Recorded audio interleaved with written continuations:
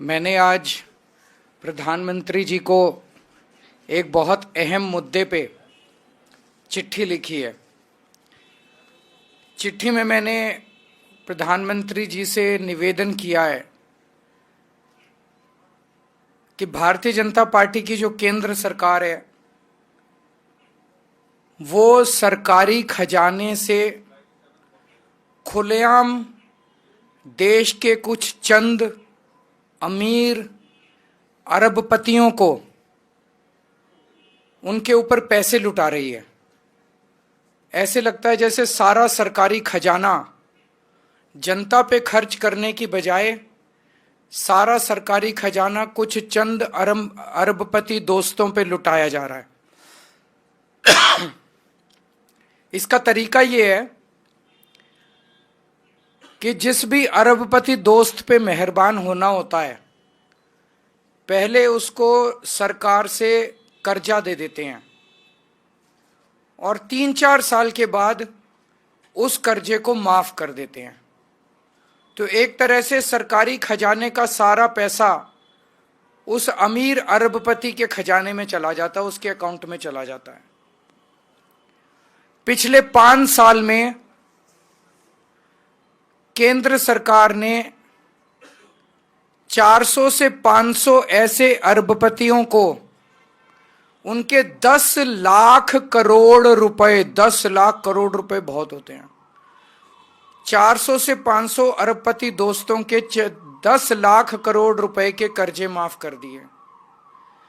एक तरफ जहां देश का गरीब आदमी, मिडिल क्लास का आदमी दिन ब दिन की जिंदगी में महंगाई और बेरोजगारी से जूझ रहा है, दूसरी तरफ केंद्र का सारा सरकारी खजाना 400 से 500 अरबपतियों के लिए खोल दिया गया पूरी तरह से। अभी थोड़े दिन पहले अखबारों में आया कि इनके एक दोस्त पे 47,000 करोड़ रुपए का कर्जा था। उन 47,000 करोड़ में से 46,000 करोड़ रुपए माफ कर दिए उसके। एक और के ऊपर 6,500 करोड़ का कर्जा था, उसमें से 5,000 करोड़ रुपए माफ कर दिए। ऐसे लग रहा है जैसे लुटाते जा रहे हैं। आप सोच सकते हो जैसे दिल्ली में मैंने महिलाओं की बस यात्रा फ्री करी, उस पे केवल और केवल 400 करोड़ रुपए खर्च हुए और उन्होंने एक ही आदमी के 46,000 करोड़ रुपए खर्च कर दिए। उससे 10 गुना एक आदमी को दे दिए और हमने दिल्ली की 1 करोड़ महिलाओं का बस का सफर फ्री करने पे बस 400 करोड़ रुपए खर्च किए।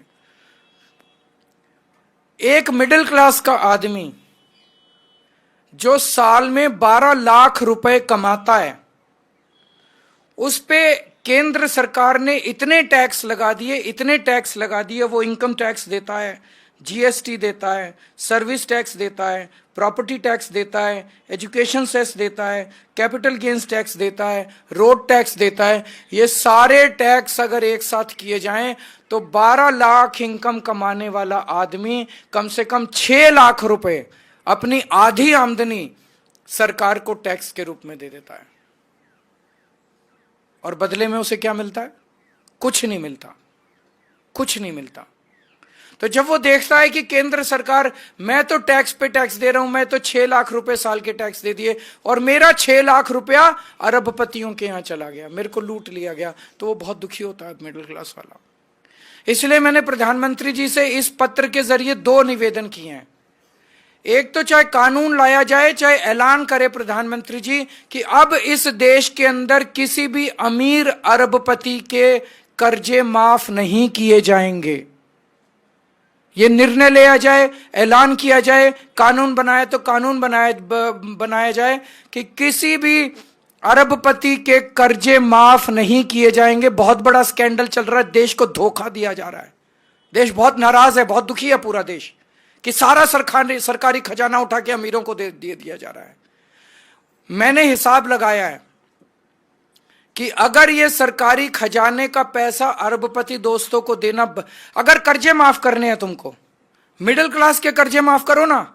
उनके एक मिडिल क्लास वाला बेचारा 1 लाख रुपए अगर महीना कमाता है, उसके 60-70 हजार रुपए ईएमआई में चले जाते हैं।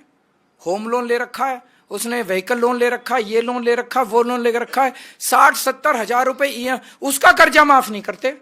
उनका कर्जा माफ कर दो, सबके होम लोन माफ कर दो, सबके व्हीकल लोन माफ कर दो, मिडिल क्लास के, किसानों के लोन माफ कर दो। लेकिन ये अरबपतियों के लोन माफ करना, कर्जे माफ करना बंद होना चाहिए। हम मांग करते हैं मिडिल क्लास के सारे ईएमआई माफ कर दो, किसानों के सारे कर्जे माफ कर दो। और मैंने हिसाब लगाया कि अगर अरबपतियों को पैसा देना बंद कर दिया, कर्जे माफ करना बंद कर दिया, तो देश के अंदर इनकम टैक्स की दरें हाफ की जा सकती हैं। इनकम टैक्स का रेट हाफ किया जा सकता है। इनकम टैक्स की जो टैक्सेबल लिमिट है इनकम टैक्स की, ये डबल की जा सकती है। जीएसटी, सारी चीजों के ऊपर जीएसटी आधा किया जा सकता है। जितने खाने पीने की चीजें एसेंशियल कमोडिटीज हैं उनके ऊपर जीएसटी माफ किया जा सकता है।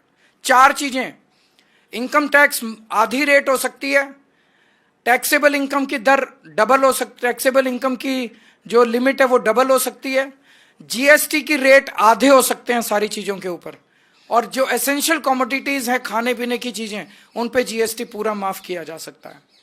तो पहली चीज, अमीरों के कर्जे माफ करना बंद करो। माफ करने ही है तो मिडिल क्लास के ईएमआई माफ करो। दूसरी चीज, अगर आप अमीरों के कर्जे माफ करना बंद कर देते हैं तो जितने जीएसटी और इनकम टैक्स है इसकी दरें आधी की जा सकती हैं, टैक्सेबल इनकम की लिमिट डबल की जा सकती है, और एसेंशियल कमोडिटीज के ऊपर से जीएसटी हटाई जा सकती है। ये हमारी मांग है देश के मिडिल क्लास की तरफ से, देश के आम आदमी की तरफ से। प्रधानमंत्री को आज मैंने चिट्ठी लिख के ये मांग की है। अगर इस पे कोई प्रश्न है तो आप पूछ लीजिए। पानी के मुद्दे पे आतिशी जी ने आज एक और चिट्ठी लिखी है। कल सीईओ दिल्ली जल बोर्ड ने जो चिट्ठी लिखी थी उसमें उन्होंने ये कंफर्म किया था कि दिल्ली के अंदर जो पानी आ रहा है उसमें अमोनिया नाम का जहर मिक्स होके आ रहा है। उन्होंने खुद ही कंफर्म किया था। तो आज 4 बजे भगवंत मान जी को और आतिशी जी को चुनाव आयोग ने मिलने का टाइम दिया है। वो दोनों मिलने के लिए इस मुद्दे पे जाएंगे।